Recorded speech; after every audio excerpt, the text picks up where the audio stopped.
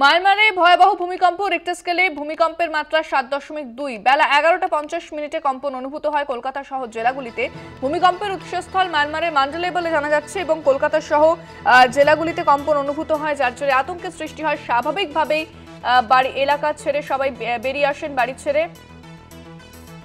শঙ্খ বাজাতে দেখা যায় স্থানীয় বাসিন্দাদের, তারা বাড়ি থেকে বেরিয়ে এসে শঙ্খ বাজান।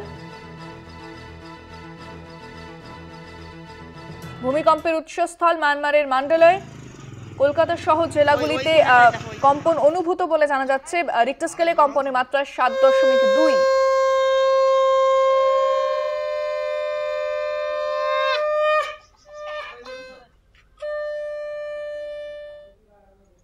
বিস্তারিত কথা বলবো, ফোনে রয়েছেন প্রতিনিধি শাশ্বতী রায়। শাশ্বতী, কি আপডেট পাচ্ছ এই মুহূর্তে?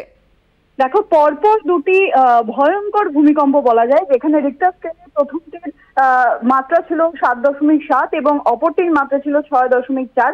ঠিক 11:50 প্রথম ভূমিকম্প অনুভূত হয় মায়ানমারের সাগাইংয়ে, এবং যেটি ভূগর্ভস্থ থেকে প্রায় 12 কিলোমিটার ভেতরে অনুভূত হয় এই ভূমিকম্প, এবং যার কেন্দ্রস্থল ছিল সেখানে। এবং এর প্রভাব কিন্তু শুধুমাত্র যে মায়ানমারে পড়েছে তাই নয়, এর প্রভাব সব থেকে বেশি পড়েছে মায়ানমারের সঙ্গে সঙ্গে থাইল্যান্ড এবং চায়নায়, এবং বাংলাদেশ এবং ইন্ডিয়াতেও অনুভূত হয়েছে এই ভূমিকম্প। এবং পরবর্তী ভূমিকম্প সেটি 12:02, ঠিক 10 থেকে 12 মিনিটের একটি ব্যবধানে কিন্তু আবারও ভূমিকম্প অনুভূত হয়, এবং সেটিতেও রিক্টার স্কেলে তার মাত্রা ছিল 6.4, এবং সেটিও কিন্তু যথেষ্ট মাত্রায় গুরুত্ব ফেলেছে এই মায়ানমারের পরিস্থিতির ওপর। এবং কিয়াসুক থেকে প্রায় 20 কিলোমিটার ভূগর্ভস্থ ভেতরেই কিন্তু এই ভূমিকম্পের কেন্দ্রবিন্দু ছিল, এবং সেখান থেকে যেমনটা এখন খবর মিলছে যে যথেষ্ট মাত্রায় আতঙ্কিত বিশেষত থাইল্যান্ডের বেশ কিছু অংশ, কারণ সেখানে প্রবল মাত্রায় জলোচ্ছ্বাস দেখতে পাওয়া যায়, এবং এর প্রভাব কিন্তু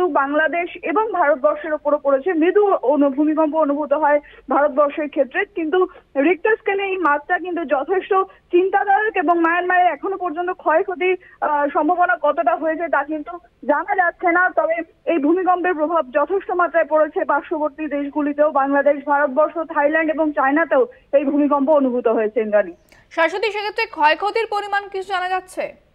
দেখো, প্রবল পরিমাণে ক্ষয়ক্ষতি হওয়ার সম্ভাবনা রয়েছে, কারণ পরপর প্রায় 10 মিনিটের ব্যবধানেই রিক্টার স্কেলের যার মাত্রা যথেষ্ট মাত্রায় ছিল 7.7 এবং 6.4। সেক্ষেত্রে যে ভৌগোলিক গঠন সেই অনুযায়ী ক্ষয়ক্ষতির পরিমাণ কিন্তু যথেষ্ট হওয়ার কথা। তবে এখনো পর্যন্ত কত মানুষ আটকে পড়েছেন বা কারোর মৃত্যু হয়েছে কিনা সেই বিষয়ে সম্পূর্ণভাবে সুস্পষ্ট কোনো ধারণা নেই। তবে ক্ষয়ক্ষতির পরিমাণ যথেষ্ট মাত্রায় হতে পারে, কারণ বিশেষত শহরগুলি থেকে একেবারেই খুবই কম দূরত্বে ভূমিকম্পের কেন্দ্রবিন্দু রয়েছে, তাই ক্ষয়ক্ষতির মাত্রা কিন্তু যথেষ্ট পরিমাণে হওয়ার সম্ভাবনা রয়েছে।